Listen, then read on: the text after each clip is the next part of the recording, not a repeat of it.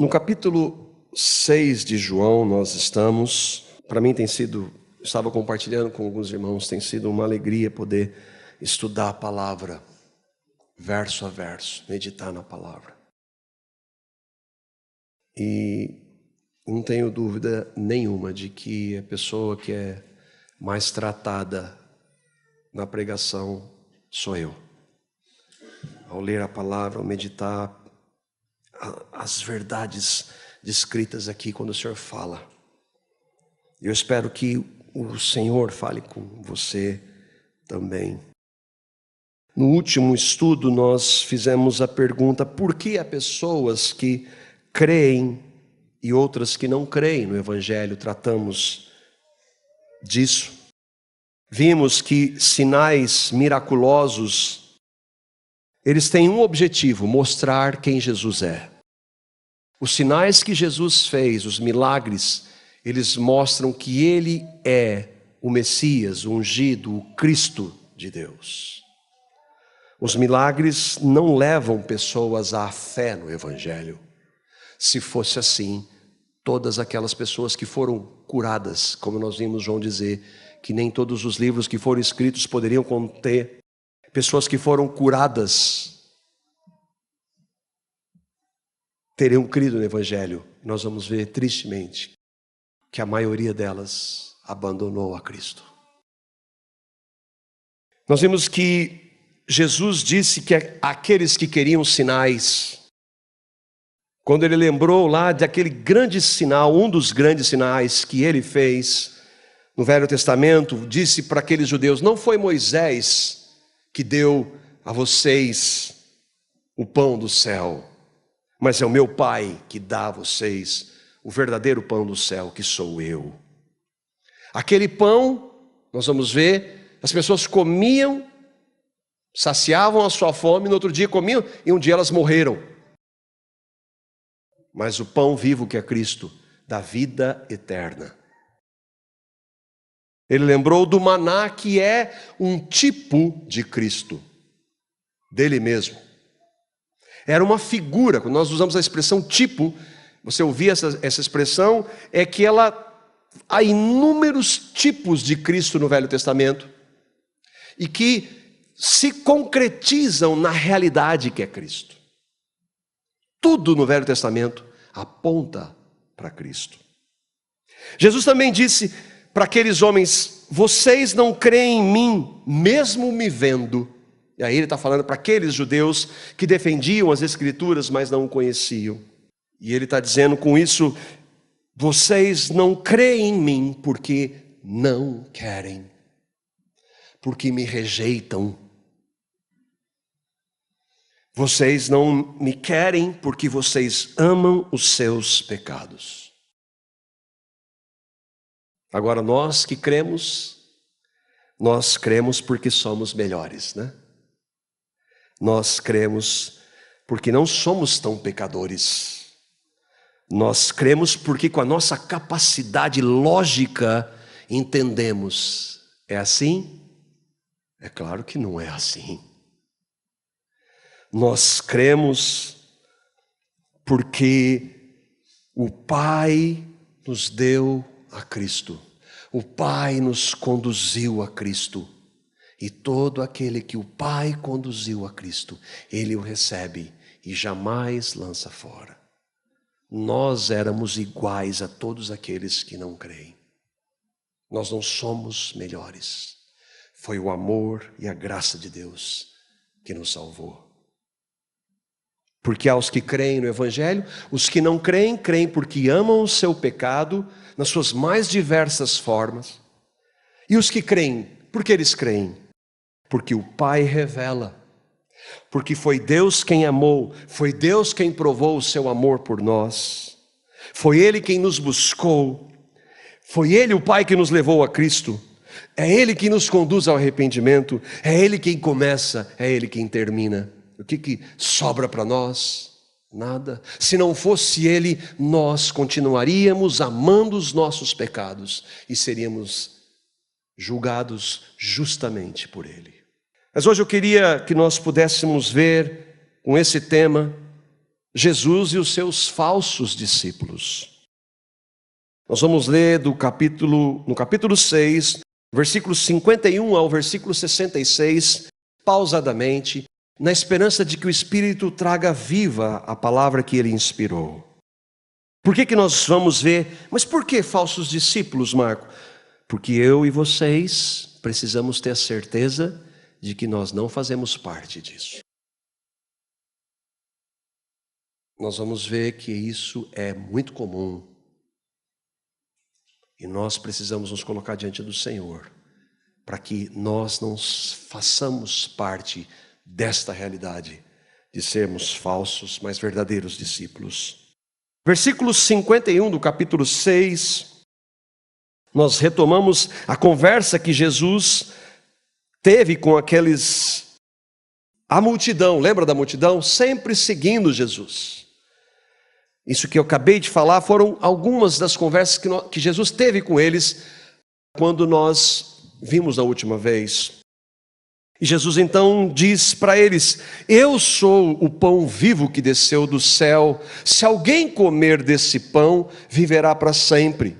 Este pão é a minha carne, que eu darei pela vida do mundo. Mas pão, carne, o que Jesus quer dizer com isso? Uma das bases da verdadeira fé cristã é crer que a Bíblia é a infalível e inerrante palavra de Deus. Outra base é que ela deve ser interpretada literalmente. Mas aí nós estamos vendo Jesus dizer que é o pão e que é a carne que veio para a salvação. E nós precisamos entender então isso. E eu queria um pequeno parêntese aqui para nós compreendermos como nós devemos, e pela graça de Deus eu quero voltar a tratar isso com vocês, como nós devemos interpretar a Escritura. O que Jesus está querendo dizer com isso? E algumas verdades para que eu e vocês saibamos ler a palavra da maneira correta. Há alguns pontos fundamentais para a verdadeira fé em Cristo. O primeiro é que a fé é um pré-requisito fundamental para o intérprete da palavra de Deus. O que isso significa? Quando você vai para a Bíblia, você vai para ela como palavra de Deus. Você não vai para ela para questionar. Você não vai para a palavra de Deus para querer entender com a sua mente finita. Você vai para ela sabendo, ela é a palavra de Deus. O segundo ponto é que deve-se considerar, quando você lê a palavra de Deus, o sentido literal e histórico do texto. Nós estamos lendo o que Jesus disse há 2000 anos, uma realidade totalmente diferente da nossa. Mas ali há uma realidade histórica, literal, que nós precisamos compreender. Muitos hoje querem alegorizar, ou dizer, não é bem assim, aquilo é uma figura de linguagem. Mas o primeiro ponto é, vamos para a palavra, o primeiro significado que você lê na palavra é aquele que é o que Deus quis passar. Outro ponto é, o propósito do expositor, e que é o que eu estou procurando fazer, é descobrir esse sentido, não atribuir a ele sentido. Quando eu explico e procuro trazer a palavra, você vai ver que eu não estou inventando nada. Pelo menos é isso que eu espero. Porque muita gente faz isso. E você vai ver comigo que é aquilo mesmo que está ali. Não tem dúvida. Não tem uma linguagem que só o pastor consegue ver. Olha, isso aqui significa... Mas eu nunca vi isso. Talvez porque nunca esteve escrito ali. Talvez porque aquele que teve a revelação trouxe uma revelação que é da cabeça dele. Outro ponto é que a Escritura interpreta a Escritura. O que isso significa? O texto ele não pode ser lido isoladamente. Por isso que a Bíblia é um conjunto de livros. A palavra Bíblia significa livros. E que eles estão totalmente ligados. Por quê? Porque a Bíblia é a palavra de Deus. Para nós compreendermos os textos, nós não podemos fazer uma análise de textos isolados. Precisamos então ver o contexto geral. Por que Jesus veio para morrer, para salvar? Porque lá em Gênesis diz que o pecado entrou. Você entende? Eu estou falando de Gênesis e dos evangelhos. Jesus um dia vai voltar para acabar com tudo isso. Por quê? Porque ele já pagou pelo pecado para todos aqueles que creem. Um dia ele vai voltar, vai reinar e criar novos céus e nova terra. Aí nós não vamos mais precisar da Bíblia. Mas hoje, só ela que é a nossa garantia. Um outro ponto é que se a passagem não for clara, nós não podemos torná-la matéria de fé. Se tem um versículo só na Bíblia que fala de uma situação que você não consegue entender, não faça aquilo uma regra. E alguns de vocês sabem o que isso significa. É necessário dedicação. Deus vai me falar, vou abrir o texto e coloco o dedo lá, ele falou. Não tem nada a ver isso. Bíblia não é caixinha de promessa. É você, Senhor, fala comigo, ler o texto, estudar a palavra, meditar na palavra.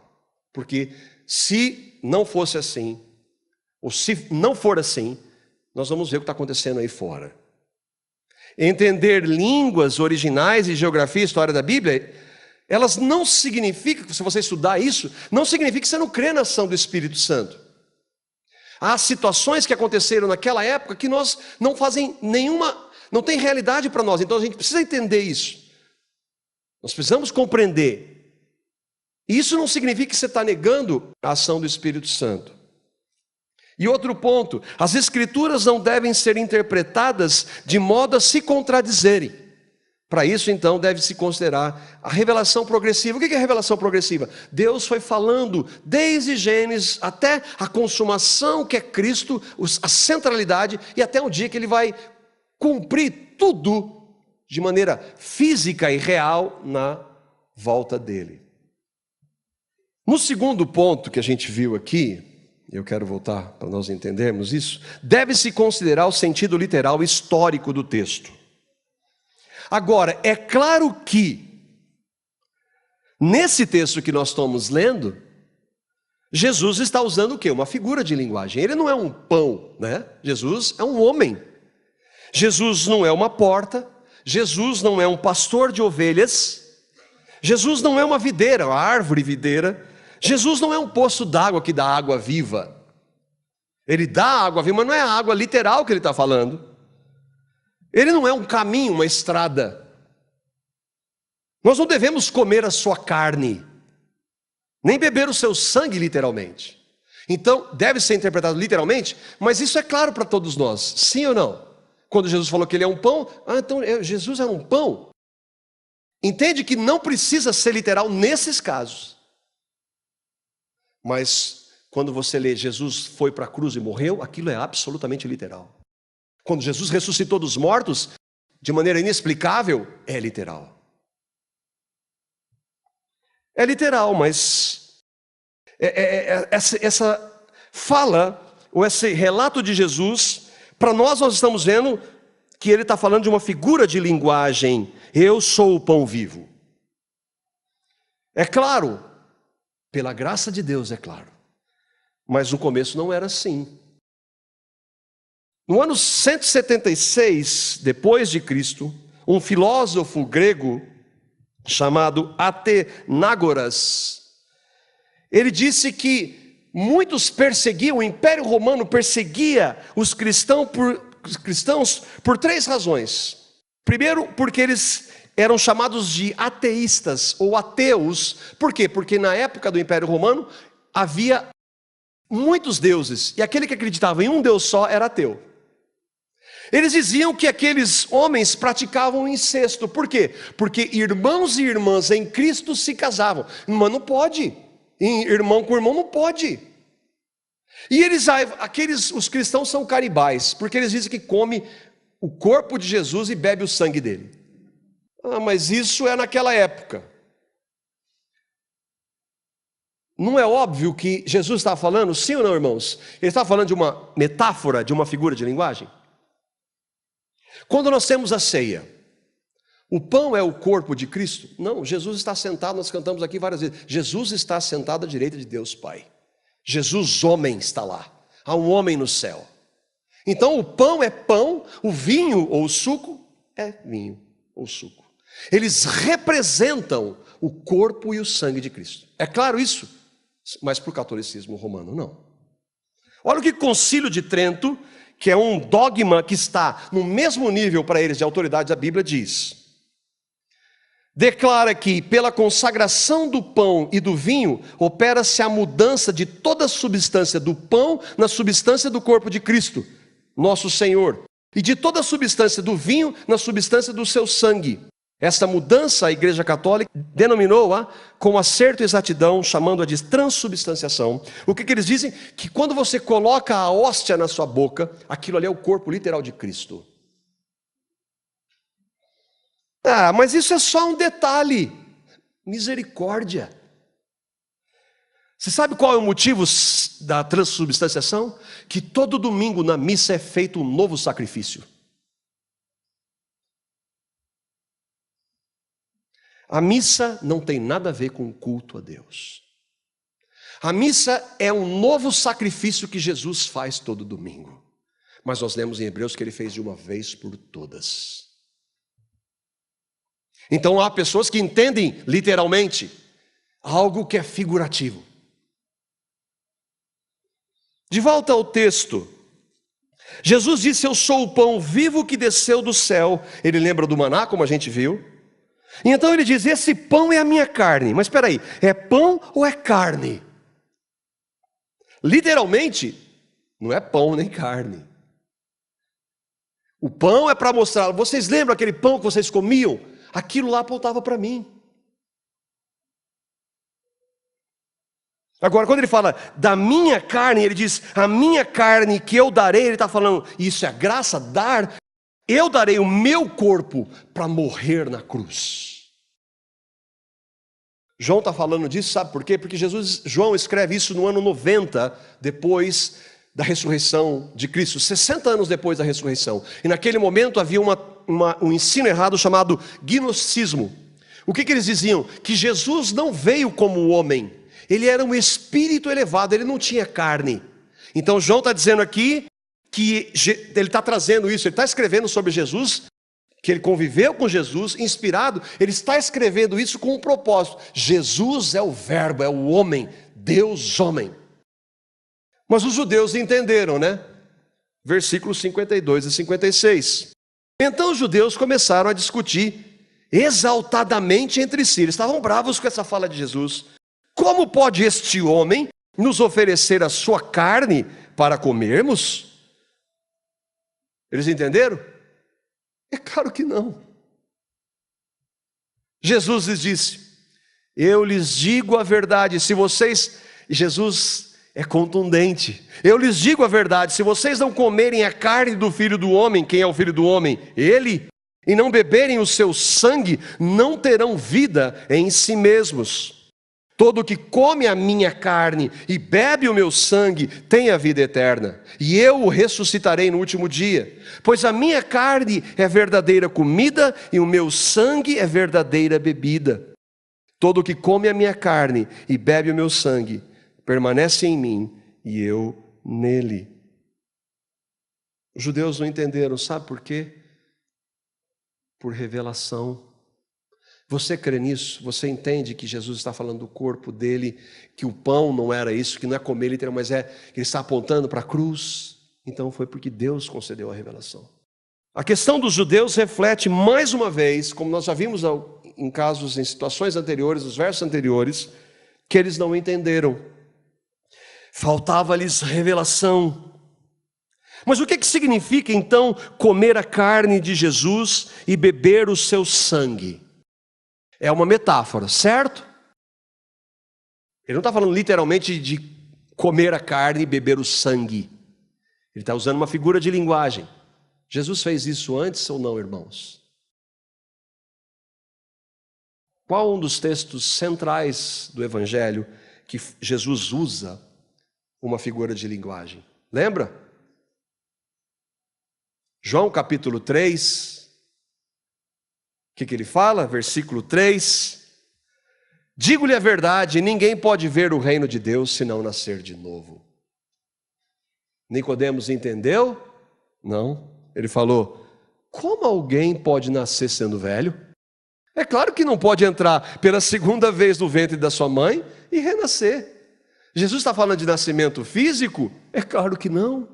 Ele está usando uma metáfora para mostrar nascimento espiritual, renascimento, que aponta para a ressurreição.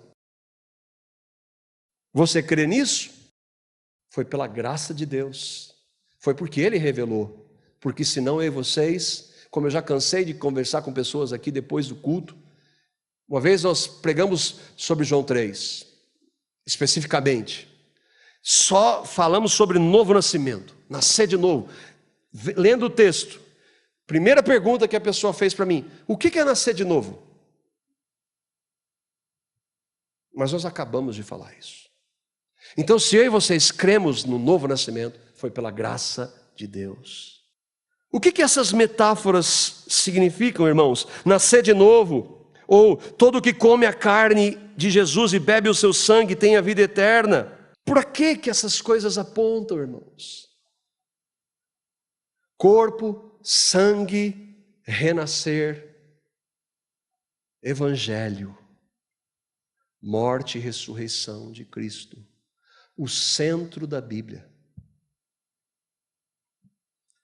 Significa crer em Cristo, significa crer no evangelho, na regeneração, na salvação pela graça, na justificação pela fé. Lembra que Jesus disse, nós falamos isso, Jesus disse assim: a vontade do meu Pai é todo aquele que olhar para o Filho e nele crer, tem a vida eterna. Quando Jesus disse, quem comer da minha carne e quem beber do meu sangue, Ele está dizendo, quem crer em mim, crer no que eu fiz, crer no que Cristo fez, é comer da sua carne e beber do seu sangue. Você crê? Você não precisa saber de escatologia, você não precisa saber compreender a soberania de Deus na eleição, você não precisa saber de muitas coisas que são importantes, mas você tem uma maior necessidade, é crer no que Cristo fez. Você pode até errar em alguns pontos, mas nesse você não pode errar. É crer no evangelho, no que Cristo fez. O que é a palavra evangelho? Boa nova, boa notícia. Mas por que nós precisamos de uma boa notícia? Porque nós temos uma péssima notícia a nosso respeito. Nós somos pecadores, estamos separados de Deus, nascemos em pecado. Pelos nossos inúmeros pecados estamos separados.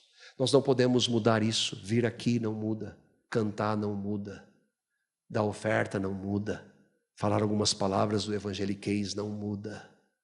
Você precisa ter a certeza de que lá na cruz, há 2000 anos, Cristo morreu por você, porque você não poderia se salvar. E que não somente isso, Ele fez com que você fosse atraído no corpo dEle, para que na morte dEle você estivesse incluso e você tivesse morrido com Ele, para que na sua ressurreição Ele desse uma nova vida, um novo nascimento. Essa é a maior necessidade. E quando nós cremos nisso, sabe que como nós respondemos, nós nos arrependemos, nós abominamos o pecado, nós queremos viver para Ele. Você tem certeza disso? Essa é a minha e a sua maior necessidade. Comer a carne de Jesus, beber o seu sangue, é crer no que Ele fez na cruz. Jesus então vai falar para aqueles que creem agora. Versículos 57 a 59. Aqui é maravilhoso, irmãos. Olha o que Jesus está dizendo para aqueles que creem. Que o Espírito Santo fale. Da mesma forma como o Pai que vive me enviou, eu vivo por causa do Pai. Assim, aquele que se alimenta de mim, viverá por minha causa. Este é o pão que desceu do céu. Os antepassados de vocês, aí ele volta para os judeus, comeram o maná e morreram. O pão que Deus mandava, lembra da história do maná no Velho Testamento? Mas aquele que se alimenta deste pão, de mim, que crê em mim, viverá para sempre. Ele disse isso quando ensinava na sinagoga de Cafarnaum. Jesus está falando agora aos que creem. Aquele que se alimenta de mim, que creu em mim, que se alimenta de mim. Se você crê em Cristo, você está entre aqueles. Ele vai dizer então como é que nós vivemos agora. Jesus está dizendo, da mesma forma que ele vivia por causa do Pai. Jesus veio fazer a vontade dele, irmãos? Não. Ele diz, eu vim fazer a vontade do meu Pai. Então irmãos, olha o que Jesus está falando. A perfeita unidade entre ele e o Pai, santa, perfeita, ele traz para nós. Ele diz, aquele que se alimenta de mim, vai viver por minha causa. Ou seja, sou eu quem vou dirigir, sou eu quem vou capacitar. Você que creu em mim a viver. Vivem pela causa de Cristo, não para defender, não, mas Cristo vive em mim. Significa que a vida do cristão é Cristo nele. Eu criei em Jesus, eu criei no que o Senhor fez, então agora, Senhor, pode deixar que eu vou obedecer a tua palavra. Não. Eu creio no Senhor, no que Ele fez, e agora Ele vem habitar em mim. Ele, com a sua vida e o seu poder, vai me capacitar a viver a vida dEle. Significa que Jesus vai dizer no versículo 63, eu vou antecipar aqui, o Espírito da vida, a carne não produz nada que se aproveite. As palavras que eu lhes disse são Espírito e vida. O que Jesus quer dizer? Que a carne nada aproveita. Ninguém é justificado pela carne, pelas obras da lei. Ninguém é santificado pelo poder da carne. Você creu em Cristo? Cristo é a sua vida? Então é Ele que precisa dirigir a sua vida. É Ele que vive em você. Jesus, irmãos, isso mexeu comigo. Jesus, sendo Deus, vivia no poder do Espírito Santo. Na dependência total do Pai. Agora considere, você crê no Evangelho? Eu creio. Como nós, humanos, pecadores, finitos, habitando neste corpo, neste sistema, contra o diabo, podemos ter vitória sem Cristo. Impossível. Há muitos cristãos, eu aceitei a Jesus, ele creu em Jesus, mas agora ele quer viver a palavra de Deus por ele. Impossível. Você consegue ver isso? Quantas vezes eu vi eu querendo fazer a vontade de Deus no meu braço? Você consegue ver que isso é carne que não aproveita? Assim como aquela pessoa que quer ser aceito diante de Deus pelas obras da lei, ele não é aceito. Assim como o cristão que quer viver no poder da carne e obediência da lei, Deus não aceita. Jesus disse, aquele que se alimenta de mim, viverá por minha causa. O que isso quer dizer? É exatamente a mesma realidade de um dos textos que nós mais temos confessado aqui, João 15:5. Quem lembra? Sem mim, vocês não podem fazer nada. Jesus está falando exatamente a mesma coisa. Quem se alimenta de mim, viverá por minha causa. Não é defendendo a causa de Cristo. Eu vou viver naquele que crê. João 15:5.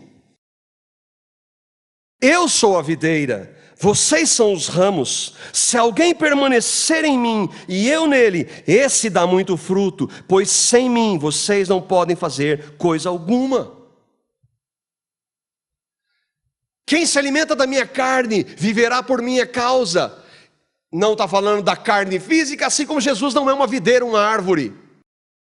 Quem crer em Cristo e viver com Ele, dependendo dEle, buscando a Ele, em comunhão com Ele, Ele vai nos capacitar a viver. Isso é a vida em Cristo. Jesus está dizendo para nós que cremos: vocês nunca me buscaram, vocês nunca me quiseram, mas o meu Pai amou vocês de tal maneira que me deu por vocês. Ele escolheu vocês por causa da sua misericórdia, amor, bondade e graça. Se Ele não fizesse isso, todos nós, assim como os demais, estaríamos e continuaríamos condenados. Diante disso, da nossa incapacidade, como nós vamos viver uma vida santa, ou por causa dEle, sem Ele? Irmão, você consegue entender isso? O que isso é na prática? Qualquer coisa que nós, como cristãos, vamos fazer: Senhor, capacita-me a fazer, porque eu não posso. Ele lembra dos judeus, os antepassados de vocês comeram maná e morreram. Jesus está falando: vocês não entenderam nada. Não são leis, não são sinais, não são obras. Isso não tem poder nenhum sobre a carne. Por isso que quando você ouvir muita regra, que você tem que seguir regra para aceitar Deus, isso não é evangelho. Não é evangelho. Você está querendo dizer então que a pessoa que crê em Cristo faz o que ela quiser? Não. Uma pessoa que crê em Cristo tem Cristo habitando nela. Então ela não vai fazer o que ela quiser, ela vai fazer o que Cristo quer. E o que Cristo fez, irmãos? Ele viveu uma vida sem pecado. Mas você consegue entender que não são regras, não são leis, mas é Cristo em nós. Irmãos, isso não é um discurso filosófico, isso é verdade.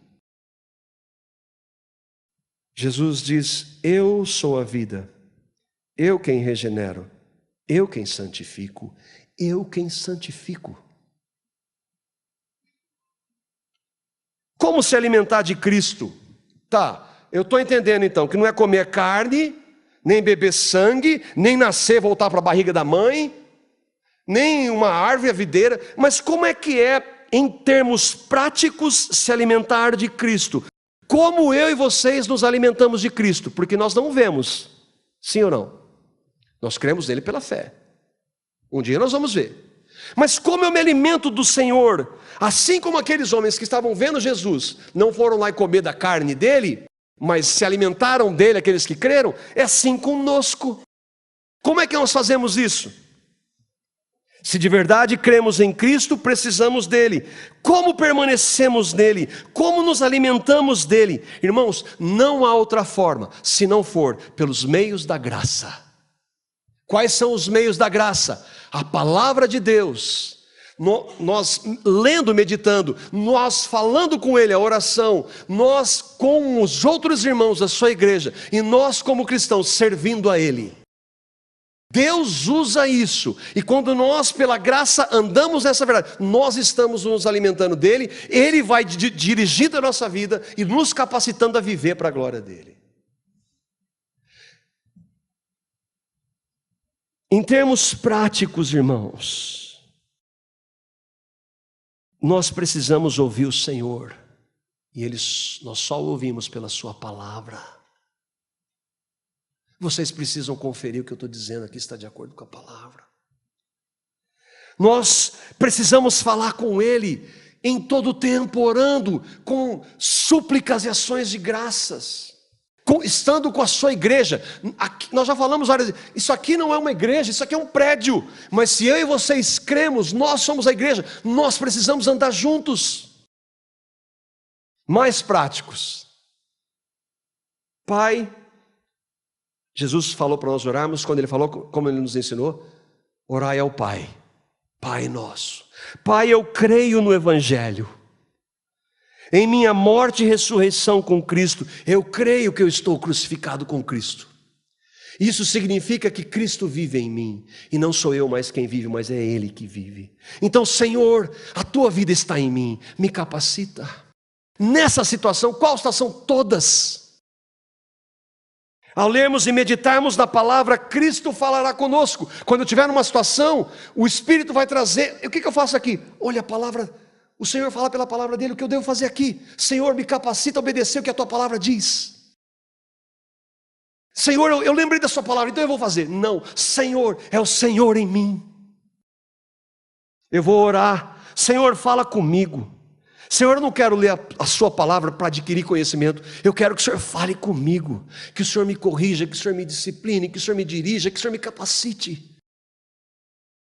Irmãos, vocês conseguem entender que a fé em Cristo é um relacionamento, não é um conjunto de regras, não é uma teologia, não é um livro. Depois de tudo o que fizermos, se obedecemos, reconheçamos que somos incapazes e que foi Ele que fez. E se nós errarmos, não muda o que Ele já fez por nós. Senhor, eu estou nessa situação específica. Senhor, eu não sei como eu vou agir com os meus filhos agora. Eu não sei o que eu vou fazer, mas Senhor, me capacita. Eu quero fazer a Sua vontade. Aí eu entendi a Sua vontade, mas Senhor, eu não consigo fazer a partir de mim. Então me concede o Seu poder para que eu faça. E quando eu fizer, foi a Tua graça que fez, não eu. Irmãos, nos alimentarmos de Cristo, permanecer em Cristo, é isso na prática. Você não permanece em Cristo com as coisas do mundo, com os valores do mundo, com a visão do mundo. Você não está permanecendo em Cristo assim. Você pode ter crido em Cristo, mas se você não andar nele, vai ser uma vida de derrotas. Como é que os falsos discípulos receberam essas palavras do Senhor? Versículos 60 a 63. Ao ouvirem isso, muitos dos seus discípulos disseram: dura essa palavra! Sabendo em seu íntimo que os seus discípulos estavam se queixando do que ouviram, Jesus lhes disse: presta atenção, isso os escandaliza? O fato de eu ter dito que vocês comiam a minha carne e bebiam o meu sangue? Eu vou dizer uma coisa que vai escandalizar mais vocês agora. O que acontecerá se vocês virem o Filho do Homem subir para onde ele estava antes? Você está dizendo que você vai morrer e ressuscitar? Exatamente isso. O Espírito da vida, a carne não produz nada que se aproveite. As palavras que eu lhes disse são Espírito e vida. Se vocês não crerem nisso, nada do que vocês fazem vale alguma coisa. A pregação de Jesus é pesada. Nesse momento não tem mais sinais. João diz: muitos dos seus discípulos, não os 12, não os 70, mas lembra da multidão? Quantas pessoas Jesus alimentou? Quantos homens? 5.000 homens, fora homens, mulheres e crianças. Eles estavam se queixando: dura essa palavra. Eu já ouvi isso. Só fala disso, é muito pesado. Será que esses eram os que Paulo disse que tinham coceira nos ouvidos e queriam ouvir mestres que falavam as coisas que eles queriam ouvir? Mas Jesus, de novo, Jesus vê coração. Ele conhecia todos, aliás, ele criou todos. Aquele homem insignificante, né? Eles falaram: você está dizendo que eu vou comer a sua carne? Esse homem que não é nada. Ele fala: vocês vão me ver ressuscitando dos mortos. É muita petulância, né? É o poder, Deus encarnado falando. Se vocês não crerem no que eu estou dizendo, vocês vão morrer em seus pecados. Jesus, depois de ter o seu corpo crucificado, moído por causa dos nossos pecados, ter derramado o seu sangue, Ele ressuscita dos mortos. É isso que Ele está dizendo. O que vocês dirão quando vocês virem o Filho do Homem subir para onde ele estava? Mas aqueles discípulos estavam na carne. Eles não conseguiam ver nada disso. Ainda que fossem chamados de discípulos. Eles não tinham o Espírito Santo que revela.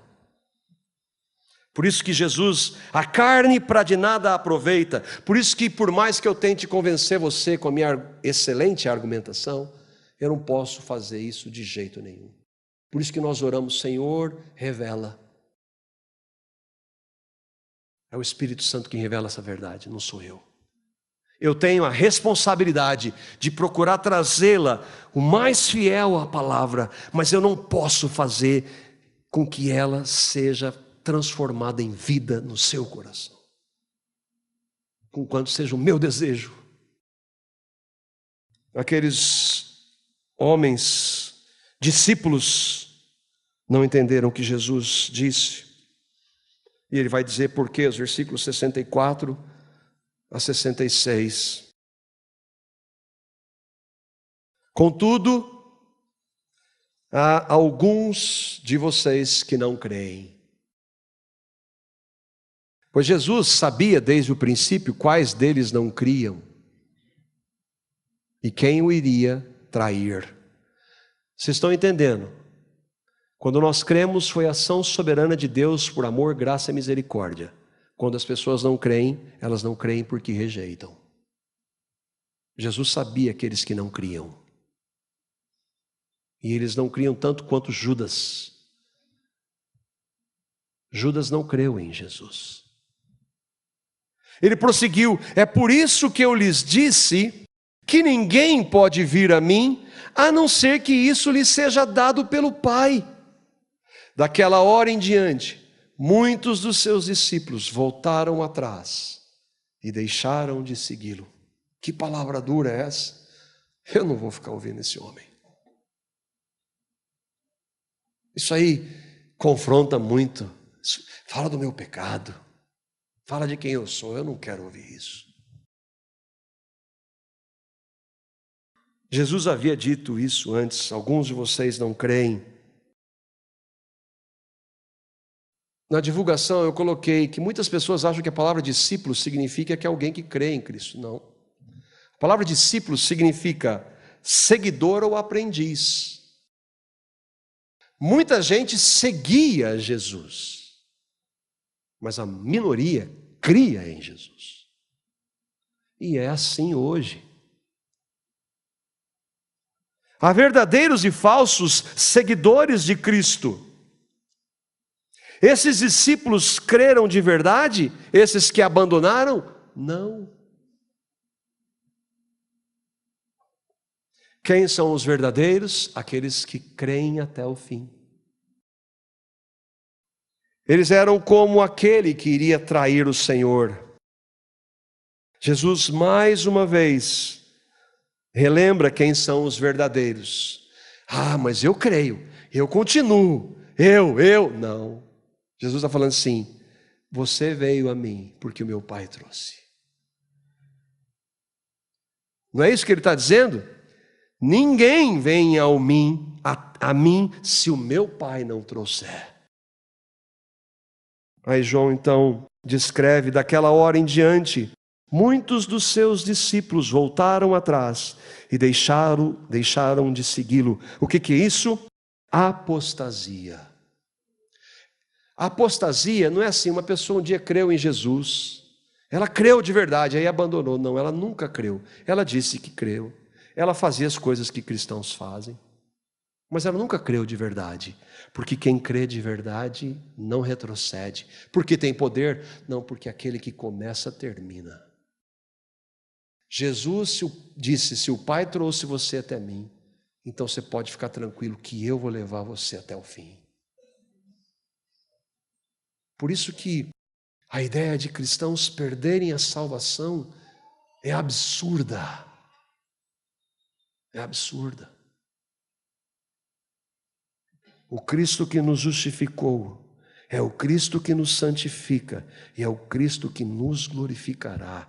Ele prometeu, quem pode contra ele? Eles abandonaram porque nunca creram. Eles não queriam Cristo, a verdade. A palavra dele era dura. Eles queriam milagres, sinais, profecias, agitação, emoção. É o que a gente vê hoje. Não muda, não mudou nada, irmãos. O próprio João, em sua primeira carta, eu termino com esse texto. Lembra? João escreveu o evangelho dele no ano 90, mais ou menos. Pouco tempo depois, ele escreve a primeira, segunda, terceira carta e o Apocalipse. Já se passaram 60 anos desde que Jesus voltou para a glória. E aí, olha o que ele está dizendo 60 anos depois da ressurreição de Jesus. Filhinhos, 1 João 2, 18 e 19, filhinhos, esta é a última hora, e assim como vocês ouviram que o anticristo está vindo, vai vir um anticristo, o anticristo, um líder mundial que vai enganar o mundo. Ele está dizendo também que já muitos anticristos têm surgido, desde aquela época, desde Jesus até hoje, 2000 anos se passaram e muitos anticristos têm surgido. Por isso sabemos que esta é a última hora. Quem são os anticristos? Os ateus? Os pagãos? Os anticristos saíram do nosso meio. Por que eles saíram? Na realidade, eles não eram dos nossos. Porque se fossem dos nossos, teriam permanecido conosco. E o fato de terem saído mostra que nenhum deles era dos nossos. Deixar de seguir a Cristo, como nós vimos, muitos deixaram de seguir Jesus. Ou sair do meio não significa necessariamente não professar a Jesus, irmãos. Tem muita gente que fala de Jesus, mas são anticristos. A palavra anticristo, ela significa contra Cristo, mas no lugar de Cristo também. O anticristo vai falar de Jesus, irmãos. Muçulmanos falam de Jesus, espíritas falam de Jesus. São religiões anticristãs. Jesus não disse que em nome dele muitos fariam muitas coisas. E eram anticristos. Irmãos, na história da igreja, sempre houve apóstatas. As razões as mais diversas, mas sempre com uma base: amor ao pecado. Qual pecado? Os mais diversos. Ontem eu estava assistimos um filme com as crianças, eu e a Carla, as crianças. O Davi não prestou atenção, não sei porquê. O Caminho da Fé. A história de Carlton Pearson, um pastor que tinha uma igreja de 6.000 membros. Ele começou a dizer que todo mundo seria salvo, porque ele não aceitava a realidade do inferno. A realidade do inferno é fácil? De jeito nenhum. Nenhum cristão tem prazer em falar de condenação, mas ela é bíblica. Aí ele sai. O que acontece na caminhada depois? O filme não fala disso, eu fui ler um pouco sobre ele. Hoje, ele nega o inferno, defende o casamento gay e o aborto. Ele dizia que cria em Jesus. Ele creu e deixou de crer? Ele nunca creu. A não ser que ele se arrependa e volte para o Evangelho. Se nós de verdade cremos, nós jamais vamos abandonar a Jesus. Eu me garanto, eu jamais vou te abandonar, Jesus. Vocês lembram de alguém que falou isso? E era alguém de peso, né? Só que o abandono dele não foi apostasia, porque ele voltou arrependido. Se nós fomos a Cristo, foi porque o Pai nos levou. Se nós permanecemos em Cristo, é porque Ele nos capacita a permanecer. Não somos nós, nunca foi a nossa força, mas é Cristo em nós. O que nós podemos aplicar, irmãos? Primeiro, se você tem certeza de que é um discípulo verdadeiro de Cristo, você crê no que Cristo fez por você, você tem certeza. Não é uma confissão positiva, é no seu coração, você tem testificado o Espírito que você é filho dele, você entendeu o que ele fez, que foi por graça, por amor e misericórdia. Você creu, você se arrependeu dos seus pecados, de verdade. Você ama Cristo, você odeia os seus pecados, você quer obedecê-lo. Você crê em Cristo. Se isso é verdade, Ele vai me capacitar e te capacitar a caminhar até o dia que nós formos para Ele ou Ele voltar para nos buscar. Cuidado com o que você ouve em nome de Jesus. A internet é uma ferramenta muito boa, mas tem muita gente falando em nome de Jesus que são anticristos. Por que você está aqui hoje? Porque faz parte da tradição? Porque domingo é dia de ir na igreja? Primeiro que ir na igreja está errado. A igreja é o corpo de Cristo.